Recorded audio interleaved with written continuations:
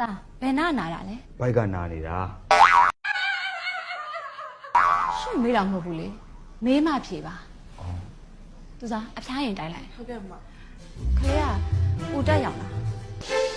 သူစားခလေးဖျား အထက်ကတရားနဲ့ရှိရမ လိုဟန်ခွင့်ခွဲရမယ်နော် တားမရလဲခွဲဖို့ဩခွဲလို့ ခလေးနောက်ဆုံးဘယ်အချိန်ကအစာစားတာလဲ ကျွန်တော်မသိဘူး မရရင်ဘူးမရရင်ဘူး သူနဲ့မတည့်တဲ့ဆေးတွေပါရောရှိလား အဲ့ဒါလည်းကျွန်တော်မသိဘူး ရှင့်ဘလို့ခလေးဖေးလဲခလေးကြောင့်တော့ဘာမှမသိဘူးလား